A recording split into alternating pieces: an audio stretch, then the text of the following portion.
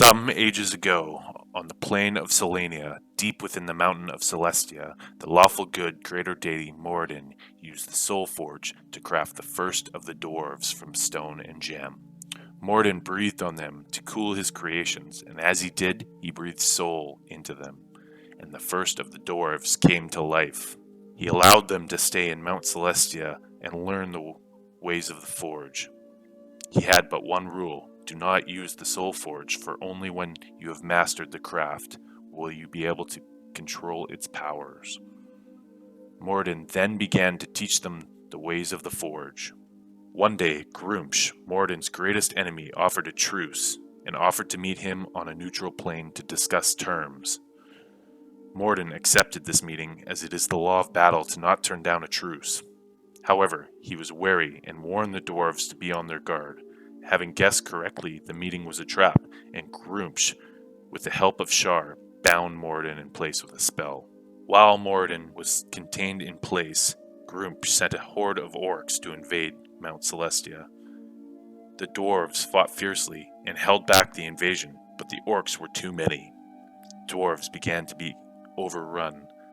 The most skilled dwarf, brawny Duergar, went to the soul forge to create a weapon with the power to beat back the orcs.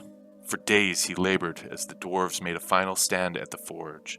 Just as the orcs were about to break the doors of the forge, Brawny arrived the soul hammer. The hammer was black as night and shimmered with the power of the stars. With the hammer's power, the dwarves were able to turn the tide of the battle, pushing the orcs out of Mount Celestia.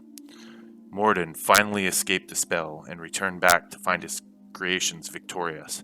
He commended their bravery and battle prowess, but was disappointed they had broken the only rule. He banished them from Mount Celestia and placed them on the prime material plane in the Gnarltooth mountain range. Moradin said, "Once you have proven yourselves to be able to lead a good and lawful life, you shall be able to return home." Brawny Duergar, the smith with the soul hammer, felt abandoned and betrayed. He led a group of followers deep within the Underdark and away from the teachings of Moradin. The dwarves that remained began a new life in the Gnarltooth Mountains.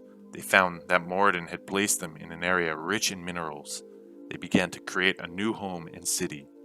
This was until the giants of the Gnarltooth mountain range discovered them. The giants enslaved the dwarves and forced them to carve out a giant kingdom in the mountains.